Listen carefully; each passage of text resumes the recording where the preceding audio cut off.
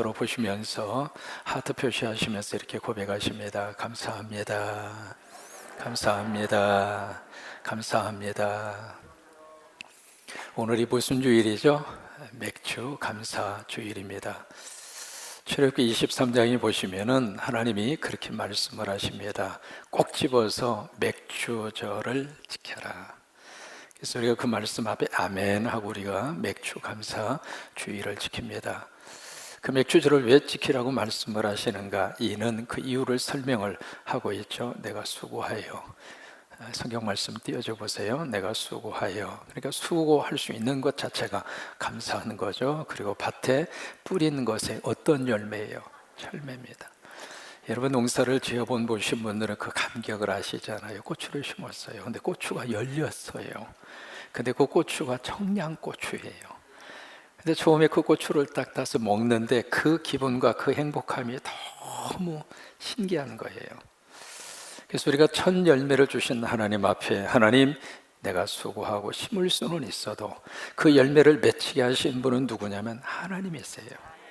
내가 할 수 있는 일은 우리가 최선을 다해야 되겠죠. 내가 할 일을 하나님께 맡기면 안 됩니다. 내가 할 수 있는 것은 내가 해야 돼요. 그런데 거기까지입니다. 그 다음에 내가 수고하고 뿌린 것에 대해서 풍성하게 하시고 자라게 하시고 거두게 하시고 그건 하나님의 영역입니다.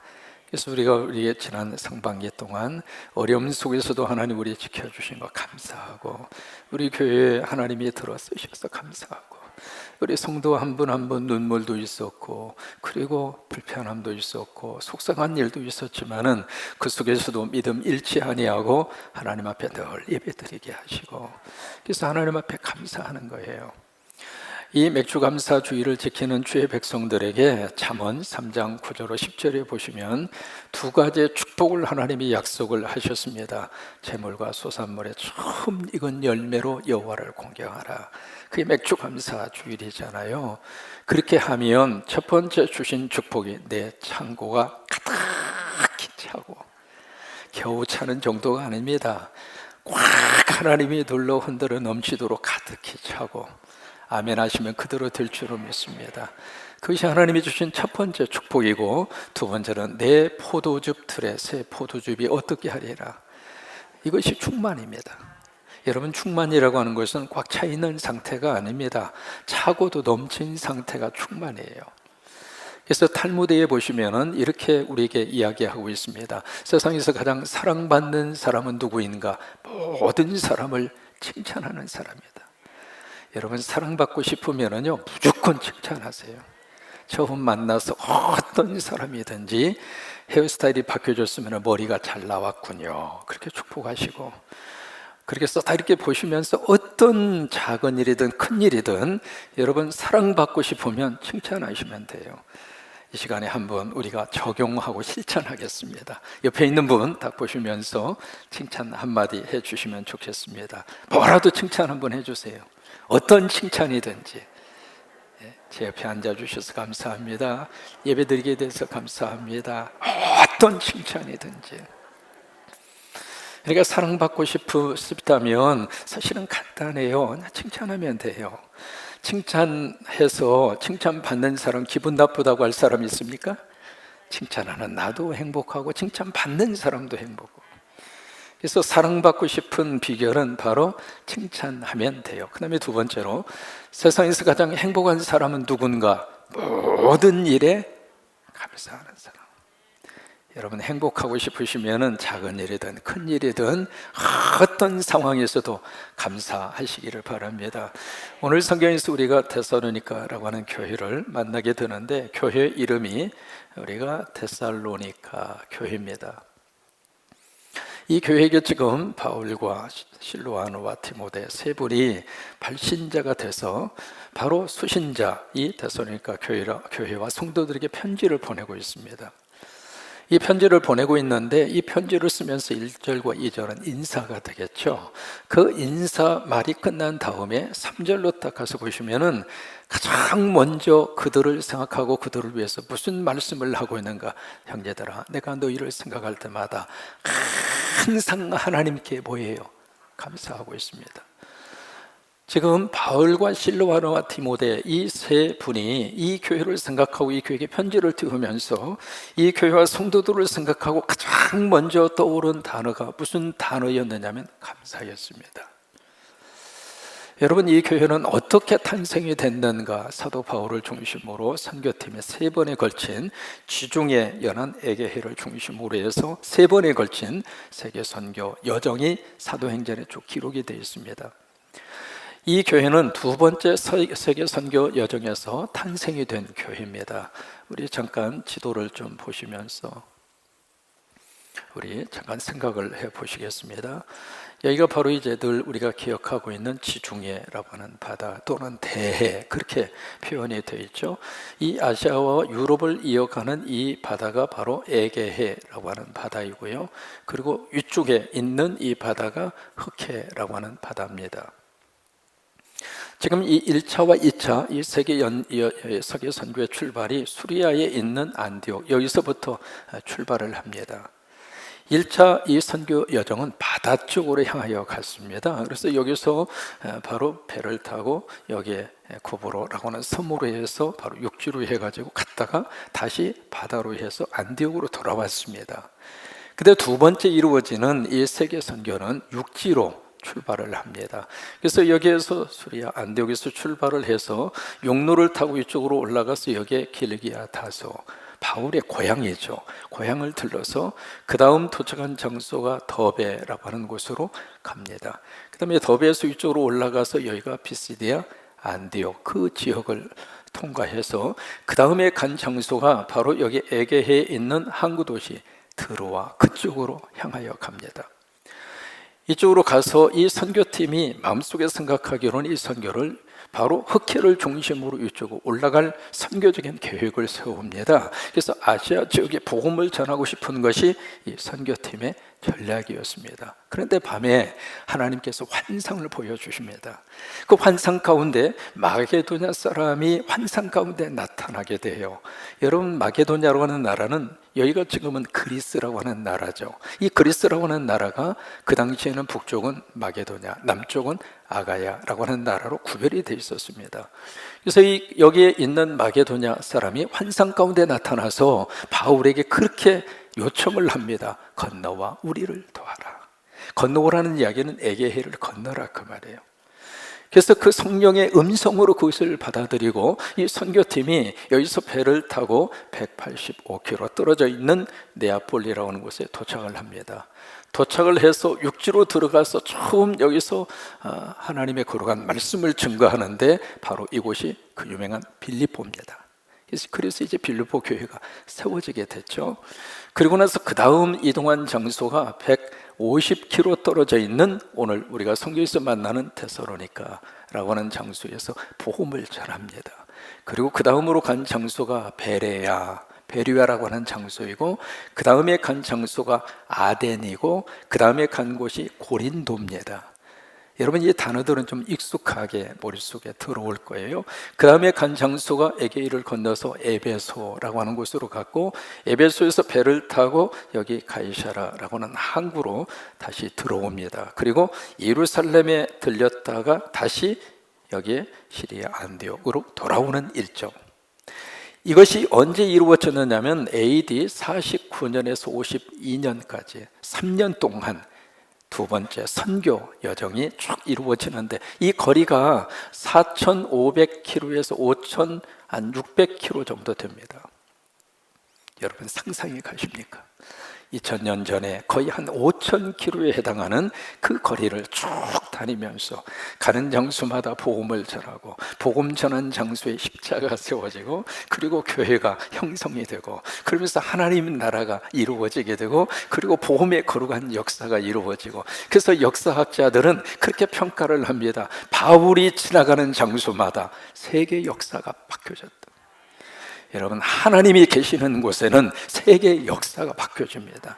그렇게 해서 그 역사의 여정을 쭉 이어가게 되는데, 바로 이 데살로니가라는 교회는 바로 이 2차 세계 선교 여행, 여기에서 바로 세워진 교회가 데살로니가 교회입니다. 근데 이 지역에서는 어느 정도 머물렀느냐면 딱 3주 머물렀습니다. 사도행전 17장에 자세한 기록을 쭉 기록으로 그렇게 나와져 있는데 오래 머무르지는 못했습니다. 딱 3주 머물렀습니다. 3주 동안에 안식일 날마다 회당에 가서 하나님의 말씀을 전하는데 그 말씀의 내용은 딱 아주 심플합니다. 예수가 그리스도다. 여러분, 그게 복음이에요. 지금도 예수가 그리스도로 선포되는 장소에 하나님의 귀한 복음의 역사가 있습니다. 긴 어떤 설명이 필요한 것이 아니라 본질은 간단합니다. 핵심적인 것은 간단합니다. 그래서 예수가 그리스도다, 예수가 메시아다 라고 하는 그 복음을 가지고 증거를 했는데, 그래서 3주 딱 복음을 전하고 여기서 무슨 일이 일어났는가, 거기에 있는 경건한 헬라인들이 다 예수 믿는 거예요. 오늘 이 설교를 듣는 여러분 마음속을 하나님이 활짝 열으셔서 다 복음이 여러분의 복음이 되시기를 축복합니다. 이 경건한 헬라인들의 마음을 하나님이 열으셨어요. 그리고 귀부인들이 예수 믿고 교회로 돌아옵니다. 귀부인은 상당한 수준이 있는 그 당시에 사람들의 그런 그룹이잖아요. 그 사람들이 막 이 복음으로 들어오는 거예요. 그런데 그 모습을 옆에서 지켜본 유대인들이 시기가 났습니다. 교회가 부흥되는 것을 기뻐하는 것은 성령님이십니다. 성광교회가 부흥되는 것을 기뻐하는 것은 하나님이십니다. 그런데 마귀와 사탄은 교회가 부흥되고 선교하고 싫어합니다. 이게 그런 역사가 막 나타나게 되니까 유대인들이 시기가 나서 불량배를 동원합니다. 동원을 해서 바울과 선교팀을 잡아 죽이려고 합니다. 결국 더 이상 여기에 있을 수가 없어서 3주 만에 베레아 지역으로 이동을 한 겁니다. 여기 데살로니가에서 베레아까지는 80km 떨어져 있습니다. 그쪽으로 이동을 해서 간 거예요. 그러니까 이 선교팀의 입장으로서는 이 교회를 생각할 때마다 미안한 거예요. 조금 더 머물면서 말씀을 조금 더 전하고, 그리고 제대로 된 신앙의 기초적인 어떤 훈련이라도 시켜줘야 되는 아쉬움이 마음속에 있는 거죠. 어쨌든 스쳐 지나가는 듯이 거쳐서 왔는데 그 다음에 무슨 역사가 나타났는가? 이 데살로니가 지역에 하나님의 교회가 세워진 거예요. 그것을 생각할 때마다 이 바울과 선교팀은 너무 감사한 거예요. 우리는 이거밖에 안 했는데 하나님은 크게 역사하셨구나. 여러분, 지나온 우리의 과거를 생각하면 그래요. 우리가 하나님 앞에서 또 우리 삶의 환경 속에서 내가 하는 것은 그렇게 많지 않아요. 그런데 하나님이 부어주신 것은 더 커요. 우리 자녀들 가운데 역사하신 하나님의 은혜가 더 컸고, 우리 가정 속에 하나님이 부어주신 축복이 더 크고, 우리 내일 속에 하나님이 붙들어 주신 하나님의 거룩한 복이 더 컸다 이 말이에요. 그것을 생각할 때마다 이 바울과 이 선교팀은 이 교회를 생각하면서 너무 감사한 거예요. 그래서 그냥 감사한 것이 아니라 3절을 보시면, 형제들아, 내가 여러분들을 생각할 때마다 항상 한두 번 감사하고 끝난 게 아닙니다. 생각할 때마다 감사한 거예요. 생각할 때마다 너무 감사한 거예요. 성광교회가 세워지게 된 것 생각할 때마다 감사하고, 이 교회를 통해서 49개의 십자가를 세우신 하나님께 감사하고, 11개의 십자가 세우는 현장의 공사가 진행이 되고 있잖아요. 여러분, 코로나 상황 속에서 각 나라마다 락다운이 됐습니다. 통행 금지를 실시하고 사람이 움직일 수가 없습니다. 그런 속에서 지금 하나님이 금년에 20개의 십자가를 세우십니다. 하나님이 하시는 일이죠. 사람이 이거 어떻게 하겠습니까? 필리핀에 계시는 조광암 선교사님은 십자가 세우는 사역을 하려고 하다가 이 통행 금지에 걸려서 도저히 출입이 안 되니까 안 되겠다고, 나 한국 가서 백신 맞고 와서 내가 이 사역을 하겠다고, 그래서 오셔가지고 지금 자가 격리 중에 있습니다. 그러니까 이 모든 역사 가운데 누가 역사하셨는가? 하나님이 역사하셨죠. 그래서 이 교회와 성도들을 생각할 때마다 감사하는데, 그냥 감사하는 것이 아니라 항상 감사하는 거예요. 그 감사의 구체적인 그 조건이 3가지가 오늘 4절까지 기록이 되어 있습니다. 첫째는 무엇 때문에 감사하는가? 믿음 때문에 감사해요. 두 번째는 사랑 때문에 감사했고, 세 번째는 소망 때문에 감사한 거예요. 이 3가지 요소가 어디에 있었는가? 이 교회에 있었어요. 여러분, 믿음, 소망, 사랑, 이 3가지는 어떻게 있어야 돼요? 항상 있어야 돼요. 항상 여러분 마음속에 믿음이 있기를 바라고요. 가정도 그러고 교회도 그러고요. 하나님이 항상 있기를 원하는 요소는 세 가지예요. 믿음이 있어야 되고, 사랑이 있어야 되고, 그리고 희망과 꿈과 소망이 있어야 돼요. 이 세 가지가 항상 있어야 하는데, 이 세 가지의 것이 이 교회 안에 있는 거예요. 어느 교회는 믿음은 참 좋은데 사랑이 없으면 너무 냉랭하잖아요. 개인의 신앙은 참 뜨겁고 좋은데 공동체 안에서 서로 잡아주고 이끌어주고 서로 그냥 사랑을 나누고 그 사랑의 분위기가 없으면 차갑잖아요.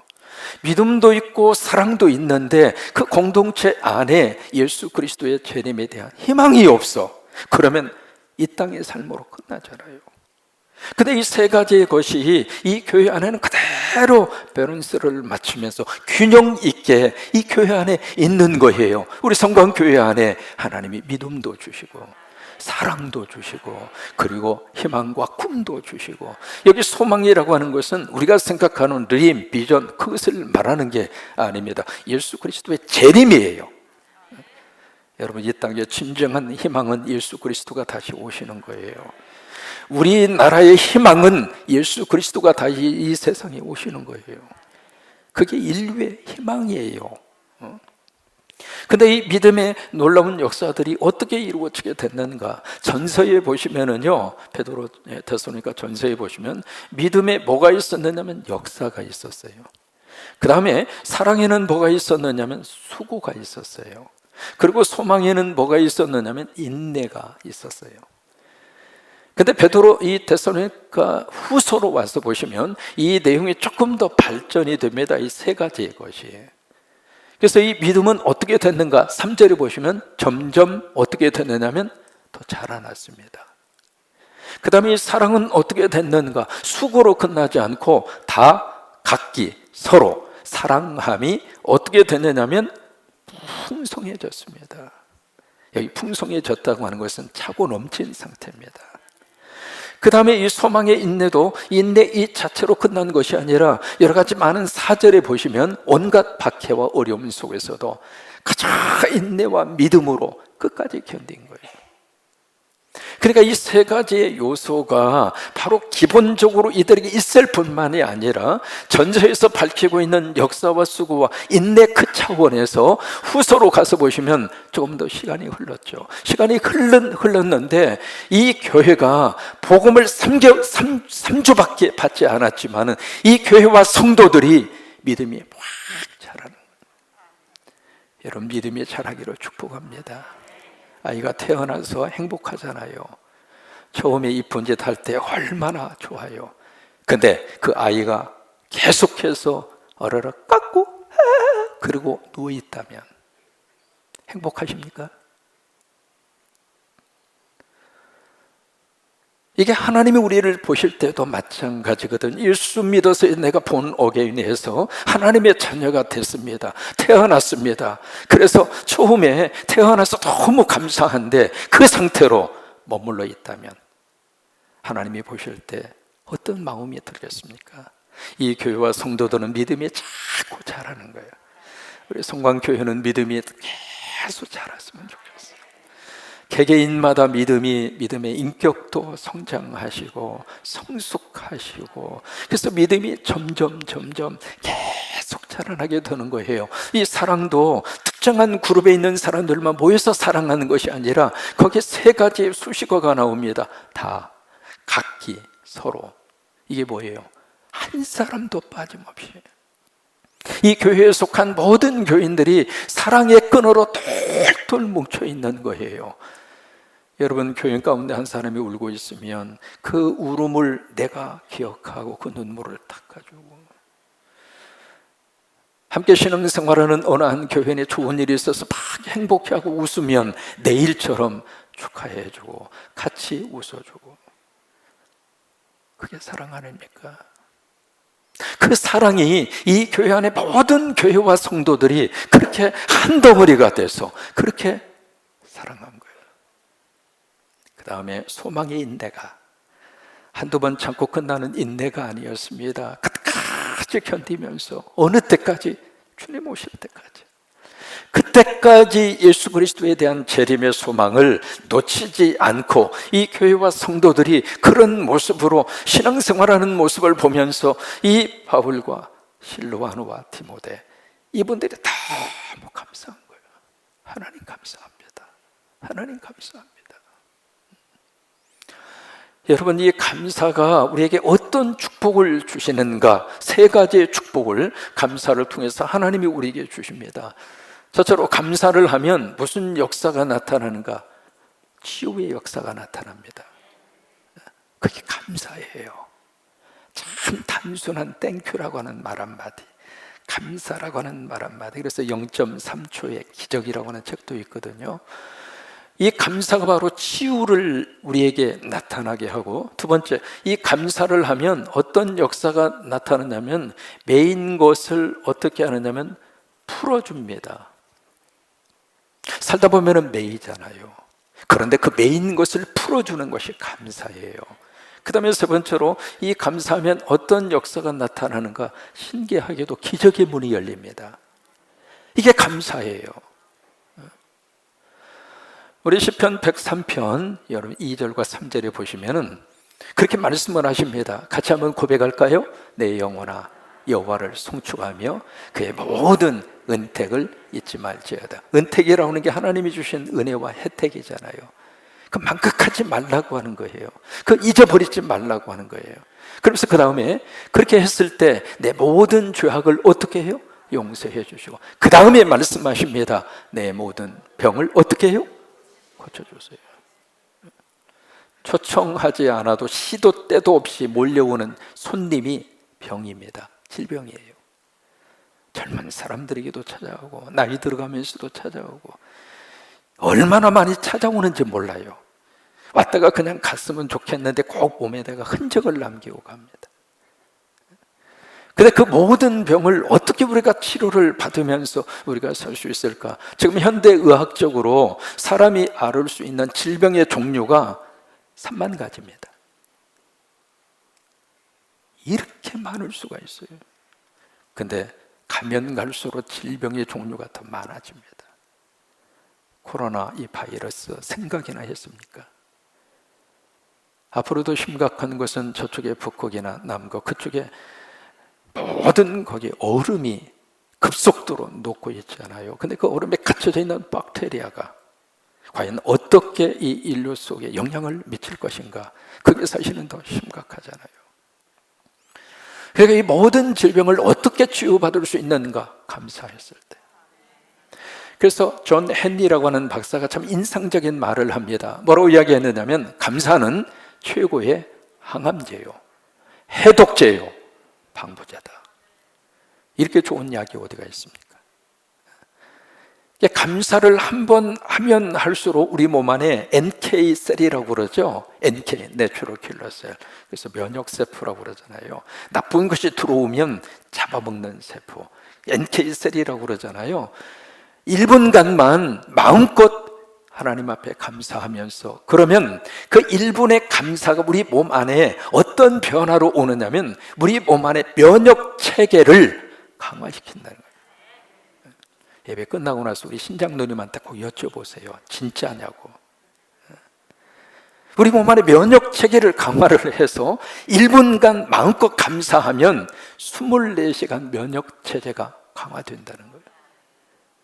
그런데 우리가 화를 내고 짜증을 내잖아요. 1분간. 그러면 6시간 동안 면역 체제가 무너진다는 거예요. 최고의 항암제, 최고의 해독제, 최고의 방부제, 보약 중에 최고의 보약은 감사합니다. 여러분 서로 감사하셔서 건강하게 사시기를 바랍니다. 두 번째, 감사하면 메인 것이 풀어집니다. 여기 데살로니가 오기 전에 여기에 빌립보에 갔잖아요. 사건 때문에 감옥에 갇혔죠. 감옥에 갇힌 바울과 실라가 한밤중에 기도하고 찬송해요. 알고 있는 내용이잖아요. 근데 기도하고 찬송한 거 은혜 받고 끝난 것이 아니라 갑자기 막 지축이 흔들립니다. 그러더니 감옥의 문이 철커덕 열리는 거예요. 감옥의 문만 열린 것이 아니라 지금 발과 팔에 묶여져 있는 자꾸 쇠사슬이죠, 수갑이죠. 수갑도 척척 풀어주는 거예요. 내 수갑만 풀어진 것이 아니라 그 감방 안에 있는 죄수들의 수갑도 풀어주는 거예요. 여러분, 내가 감사하면 우리 가정의 식구 가운데 묶여있는 것을 하나님이 풀어주세요. 자식들에게 묶여있는 것을 하나님이 풀어주시고, 우리 기업에 묶여있는 것을 하나님이 풀어주시고, 이게 영적으로 수갑이 채워져 있는 상태로 그렇게 살 때가 있잖아요. 그걸 언제 풀어주시는가? 감사하면 풀어주세요. 세 번째로, 감사하면 무슨 일이 일어나게 되는가? 기적이 나타납니다. 예수님이 세상에 오셔서 기적을 몇 가지를 행하셨는가? 43가지입니다. 예수님은 기적의 주인공이십니다. 여러분, 예수님 믿으시고 여러분 기적의 주인공이 여러분이 되세요. 왜? 그 주님이 내 안에 들어오시니까 우리도 기적을 맛보면서 살 수 있거든요. 내가 생각할 때는 기적이지만 하나님의 입장으로서는 기적이 아닙니다.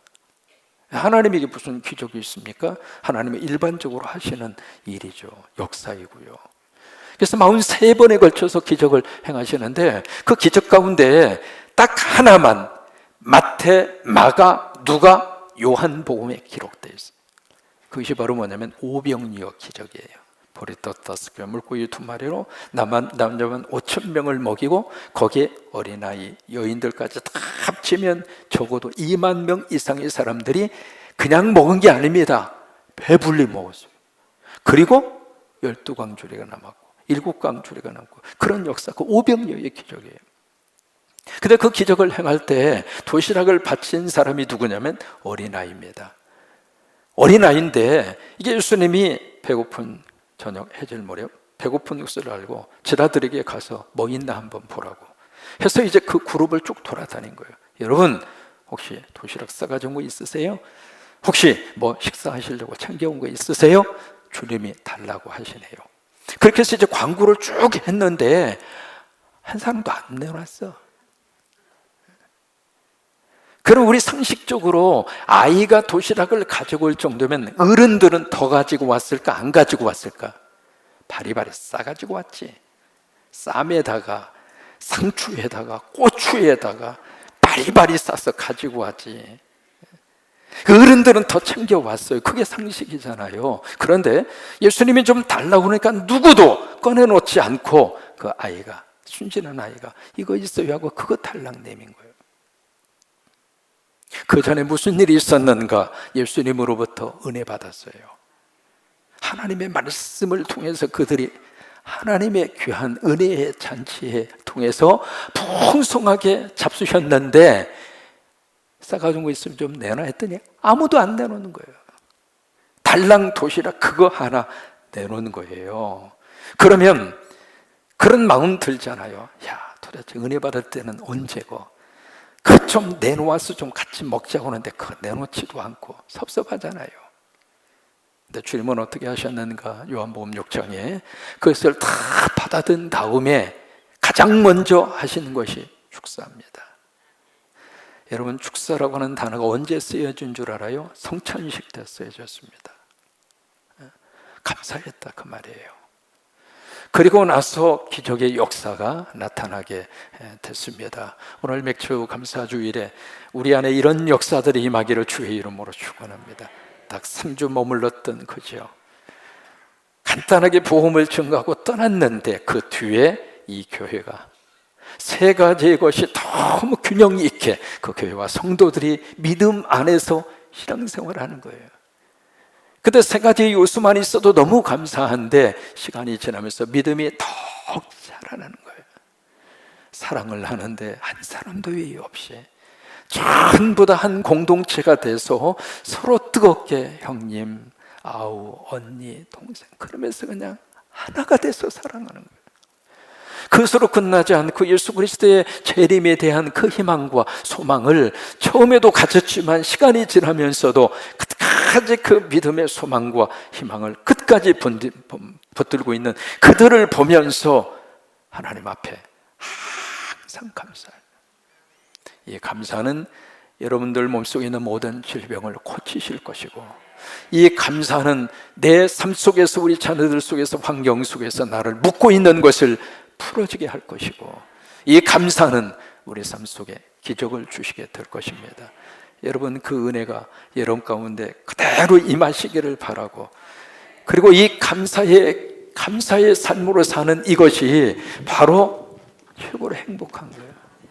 이것이 진짜 행복이에요. 여러분, 많이 쌓아놓고도 인상 팍 쓰면서 밥상에 앉을 때마다 싫은 소리하고, 그러면 그렇게 먹는 밥이 제대로 소화가 되겠느냐고. 된장에 고추 하나 넣고 먹으면서도, 찬 밥에 찬물 말아서 훌훌 먹으면서도 그래도 서로 당신 때문에 감사하고, 우리 가정에 예수님이 있어서 감사하고, 우리 식구 서로 사랑하게 돼서 감사하고, 단칸방에 살아도 그렇게 감사가 오고 가는 거기에 진짜 행복이 있는 거죠. 결단하며 찬양하십니다.